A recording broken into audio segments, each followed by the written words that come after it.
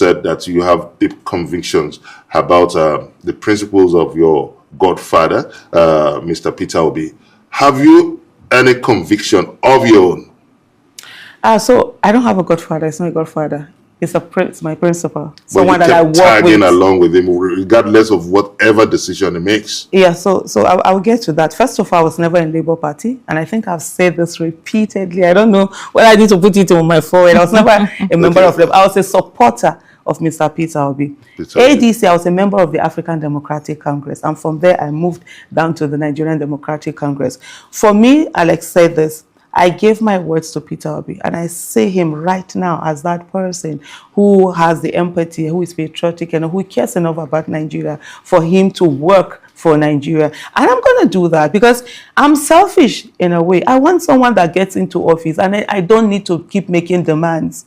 You understand? And when you're talking about politics, earlier you said I'm leaving, sort of like leaving advocacy or activism into politics. I'm not. I'm taking advocacy and activism into politics because for me as a lawmaker, if I get voted in by the grace of God, my #1 business is holding the executive accountable. You can't come as a president. Mr. Peter Obi, being the president of the Federal Republic of Nigeria, cannot just come to the Senate with frivolous, application for loans. And now Aisha Yesufu, representing FCT by the grace of God, we just, give it to him. Are you an obedient supporter because of your ambition? I'm a Peter Obi supporter. And it's not because of my ambition, because of the person that he is. If it was because of my ambition, I would have run in 2023. In 2023, I was calling a lot of people to run. A lot of people wanted me to run. I said, no, my business is to focus, on getting someone that I feel is going to do everything to give Nigeria good governance, accountability, and transparency for him to be there. Then I can realize, because I tell you something, I kid you not, I'm a baby girl. You understand? This morning, I was coming out and I said to my husband, is it this your wife that you don't play with? See the way they are just tossing her? He said, Abi, I just wanted to say, let me take care of you. I'm someone who is babied.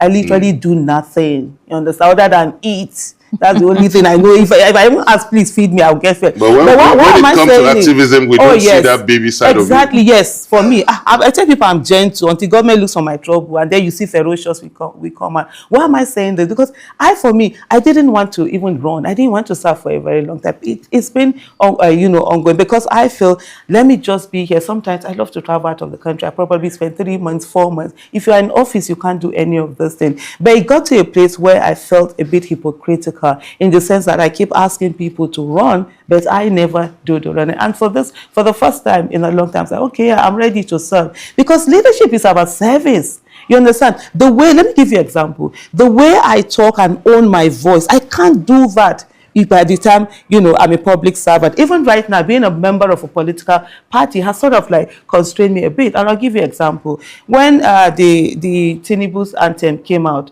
I refused to stand for it. I only started standing when I joined the party, because now I joined the party, I have to follow the rules and regulation of the party. So it's those limiting things that I never wanted to happen. I got to a place where, like, look, I can't keep asking people to do it. I'm ready to serve. And if the people of Abuja want me to serve, then I will go there and serve them diligently. One thing that I am never someone who follows someone, anyhow. No, if Mr. Peter Obi does something that it's not, I always stand. He knows I'll hold him accountable. So it's not about following someone or having a godfather or whatever. I'm a supporter as long as he aligns with what works for a better Nigeria and giving us good governance, accountability, and transparency. All right.